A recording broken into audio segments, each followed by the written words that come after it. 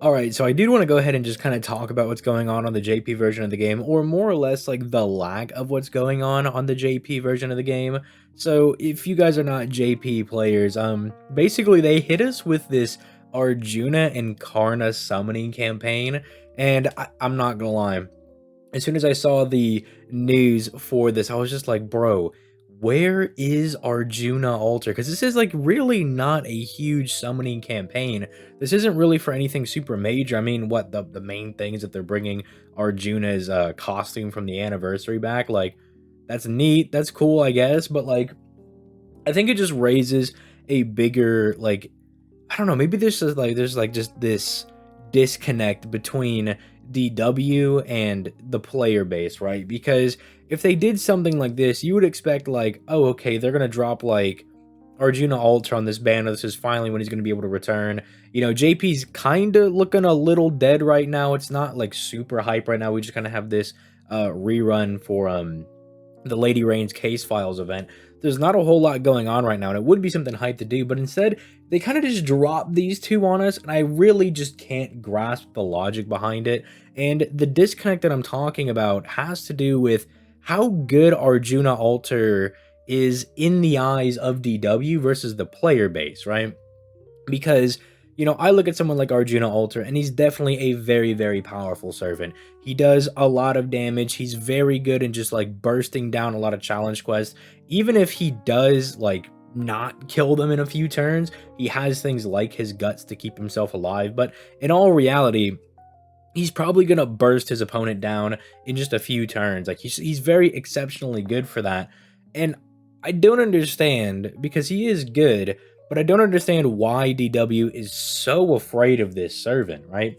It's not like his damage is so good that you can't run other servants, right? Like his damage certainly is very commendable, but it's not like he just completely blows everybody else out of the water, right? It's not like he's in this complete higher dimension and you can't run other servants, right? He's still definitely a he definitely has servants that compete with him as to whether or not that they are better than him or not.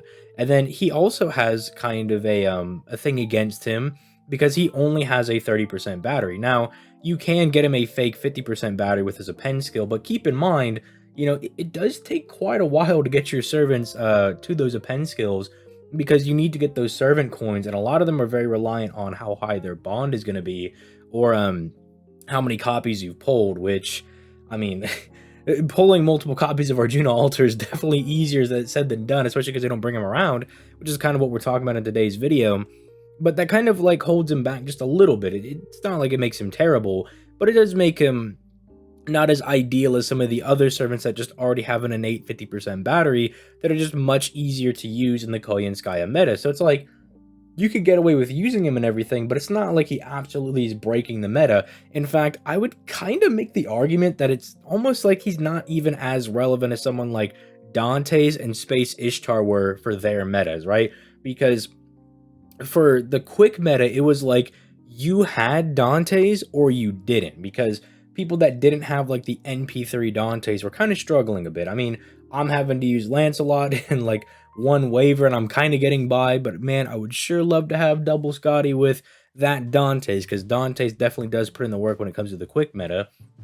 And he's pretty much the de facto a quick AoE looping servant. And the same thing can be said for Space Ishtar, but for arts, right?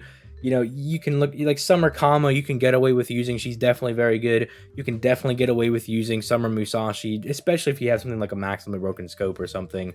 But then again, with the way that Castoria functions, you really don't need a scope, so you should actually be consistently looping 100% of her NP. But okay, that's a whole other topic for another day, right? It's a whole other thing, right? When it comes to Berserker Musashi, regardless, she's very good. But Space Ishtar is the one that's pretty much the queen of that meta, which is the point I'm trying to make, right? I'm not trying to split hairs right now between Space Ishtar, Musashi. I'm not trying to start that argument again, but it's like they're like so definitive for their metas that I'm almost surprised that they got the amount of rate ups that they did, right? That they actually did get to come back and they got reruns. But Arjuna Alter, who's probably the poster child for doing big damage in the game, even though that probably should go to someone like Super Orion, because Super Orion can quite easily just start getting into like the millions of damage with crits. He can absolutely do just insane things with his setups, and it's really not all that hard to do. And so I don't know why he's not the poster child, and I don't know why he got a raid up when he's like literally the same thing as Arjuna Alter, except he does it on his face cards and he does more damage with the crits. So I don't really know why they're afraid of Arjuna Alter and not Orion, Super Orion. So I don't know.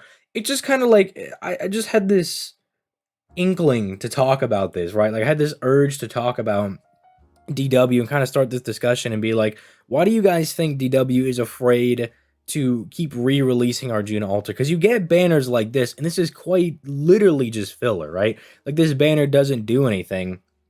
I mean, shoot, am I gonna make a video on Karna? Maybe, because I like Karna a lot. Maybe I'll give him the time of day and just talk about him a bit. But that being said, it's not like they're like exceptionally like insane servants, and it's not even like they got buffs either. Like I would maybe forgive this campaign if Karna and Arjuna got buffs, which Lord knows they can still use some buffs because they're not like absolutely perfect great servants. They're definitely usable, but they're not exceptional, right? So they could definitely use the buffs. It wasn't even to buff them, right? Which is, I think, the other thing that kind of makes me upset because it's quite literally just a filler banner. Like, it literally serves no purpose. And so if you're going to put something out that like this and you're not going to buff anybody, well, you could put out Arjuna Alter, because if Arjuna Alter gets a raid up, no one's expecting him to get a buff because he's pretty much complete as a servant already. But if you put out a Karna and Arjuna banner, right, I'm going to be expecting them to get buffs. And when you can't even deliver that, it just seems very disappointing, right? It's just like very disappointing. Just, I don't know, just stirs this question in me where I'm like, what are they doing? Why are they afraid of this servant? And I was like, you know what? I don't get to do just kind of like venting discussion videos like this with you guys all that often. Usually we do stuff like this on stream, but I kind of wanted to just raise this to everybody just to be like, dude, what is wrong with these people, man? Like, why are they afraid of this dude? Like, look at him. He's a nice guy, man. He's just bing chilling on this thing. Well, I guess we can't even look at him. It's not going to load? Do we load that? Okay. Well, I guess we're not looking at it. Just look at him there. Like, he looks like a chill guy, right? He's chill. I don't know why they're afraid of this borderline femboy dude when you have other servants that are just absolutely more insane in different ways, right? Again, like I was saying, like Super Orion is definitely competing, if not exceeding Arjuna Alter by a lot. And then you have even more impactful servants for their meta, like Edmund Dantes and Space Ishtar, that they got all the raid-ups in the world they could ever want. And then it's just this guy, for whatever reason, he's just not getting it. So I don't know. Let me know your thoughts in the comments down below. This is just something interesting that like I kind of saw and I was like, you know what? This is making me feel some type of way. I want to go ahead and talk about this. So, leave all that in the comments down below. I'm kind of curious to see what your guys' opinion is going to be on this. Because, dude, not even like a buff to either of these two. Like, you couldn't even have done that, man. I just don't really know. It's just very frustrating to look at. It just, I don't know. Raises questions as well. I'm like, bro, you guys even like trying with the game right now? Are you guys out of ideas? Like, what's going on behind the scenes? Are there problems? Like, what's going on? But yeah, with all that being said, I'm going to go ahead and get out of here. You guys have yourselves a nice day. Peace, late, guys.